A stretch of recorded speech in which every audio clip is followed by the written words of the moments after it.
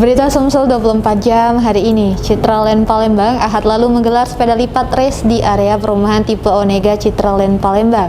Dalam perlombaan itu, Citraland menggandeng komunitas sepeda lipat Palembang atau Selfie. Sejak dilepas di titik start, puluhan goeser dari kategori ban 16 inci dan 20 inci menyusuri rute di area perumahan tipe Onega Citraland Palembang. Para goeser bersepeda lipat ini tampak antusias mengikuti lomba yang digelar Citraland Palembang untuk memperkenalkan perumahan tipe Onega tersebut. Blasius Madia, pimpinan marketing Citraland Palembang, mengatakan bahwa sepeda lipat race baru pertama kali diadakan di komplek Citraland sehingga diharapkan akan ada event lainnya. Selain itu juga lanjut dia mengatakan bahwa dipergunakannya fasilitas perumahan tipe Onega untuk kegiatan event ini bertujuan untuk memperkenalkan perumahan hingga fasilitas yang ada di Citraland kepada para peserta event. Berbagai fasilitas untuk olahraga di Citraland menurut Blasius sangat lengkap, ditambah kehijauan di Citraland dapat dinikmati bersama keluarga, khususnya fasilitas olahraga yang ada seperti jogging track dan gym outdoor. Dirinya berharap pasca pandemi COVID-19 kegiatan event seperti ini akan terus berlanjut. Di kegiatan ini kita kerjasama dengan komunitas Selfie sepeda lipat Palembang. Jadi mereka mengumpulkan massa untuk adakan seliwis sepeda lipat race untuk diadakan di Citraland Palembang. Kawasan yang kita gunakan adalah kawasan Onega, di klaster Onega, di salah satu fasilitas kita di danau besar. Kita sudah buat track. Kita hari ini udah melakukan 2 kali race untuk sesi sepeda lipat seri 20 inch sama 16 inch. Tujuan sendiri mas untuk apa nih mas kira-kira? Tujuannya dari panitia dan dari kita juga selama pandemi ini kan kita untuk event sepeda belum pernah sama sekali. Jadi ini bisa dibilang event sepeda pertama di Palembang. Jadi kita mulai dari start sekarang biar nanti setelah pandemi ini banyak lagi event-event kegiatan olahraga lainnya. Sementara itu, Ketua Panitia Acara Ato Sucipto menjelaskan bahwa sepeda lipat racer ini untuk rider sepeda lipat yang menyukai kecepatan, sehingga pihaknya menyelenggarakan kegiatan ini. Para peserta yang ambil kegiatan lanjut Ato tidak hanya dari Palembang, tadi juga ada dari Muara Enim, Tanjung Enim, dan Prabu Muli. Terdiri dari 35 peserta di kategori ban 16 inci dan kategori 20 inci ada 31 peserta. Dalam kegiatan itu, lanjutnya memberikan hadiah menarik bagi juara 1, 2, dan 3 serta hadiah door prize untuk memeriahkan kegiatan tersebut. Nah, segmen dari kegiatan ini adalah para rider-rider sepeda lipat Palembang ya, terutama untuk mengakomodir dari hobi kecepatan. Nah, dari hal itu kita selenggarakan ini dan alhamdulillah bukan hanya dari Palembang tapi diikutin dari beberapa rider dari luar kota Palembang ya, seperti Muara Enim, Tanjung Enim, dan Prabu Muli. Kegiatan ini baru sekali atau gimana kak?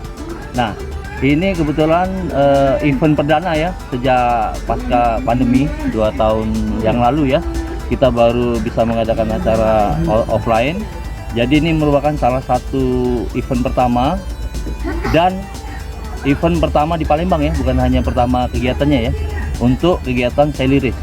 Reporter Kurniawan, palpres.com. Pemirsa, harga telur ayam di sejumlah pasar tradisional mulai mengalami kenaikan. Kenaikan terpantau terlihat di Lubuk Linggau dan Ogan Komering Ulu. Kenaikan harga berkisar di angka 30 ribuan rupiah per kilogram. Harga telur ayam sejak beberapa hari terakhir mengalami kenaikan. Seperti di Pasar Impres Kota Lubuk Linggau, harga telur saat ini mencapai Rp32.000 per kilogram dan Rp54.000 untuk satu karpet. Kenaikan harga mengakibatkan penjualan bahan pokok ini mengalami sepi pembeli. Oh, barang dikit ya. Biasanya ngambil berapa yuk? 100 karpet untuk seminggu ya. Sekarang ngambil berapa yuk? Sekarang yang barang seribu, karena tidak paling 200 karpet dikirim. Oh, 200 karpet. Sementara itu, warga Kelurahan Bandung Kiri, Elsa mengaku jika kenaikan harga telur cukup memberatkan.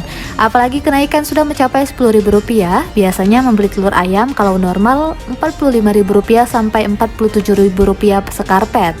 Kondisi serupa juga terjadi di Kabupaten Ogan Komering Ulu. Harga telur ayam di tingkat agen dijual Rp30.000 per kilogram, sementara tingkat pengecer Rp32.000 per kilogram. Sebelumnya harga telur ini berkisar Rp28.000 per kilogram. Salah seorang agen telur di Pasar Baru Batu Raja, Indra, mengaku tidak mengetahui secara persis penyebab kenaikan harga telur ayam ras. Namun dari informasi yang didapatkan oleh mereka, kenaikan harga telur ayam ras ini diduga dipicu dari naiknya harga pakan ayam yang harus dikeluarkan oleh peternak ayam petelur. Di tempat berpisah pedagang telur, Anwar membenarkan jika kenaikan harga telur diduga disebabkan karena adanya kenaikan harga pakan ayam oleh para peternak ayam petelur, sehingga menyebabkan harga jual telur dari peternak kandang ayam ke agen mengalami kenaikan.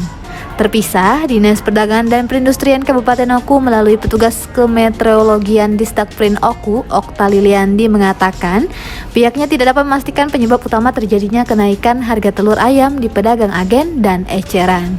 Dari pantauan kami di lapangan, untuk harga telur itu masih di angka rata-rata 30.000.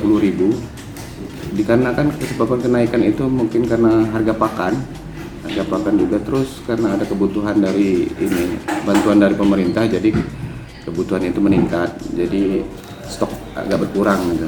Reporter Zulkarnain Danielson, palpres.com.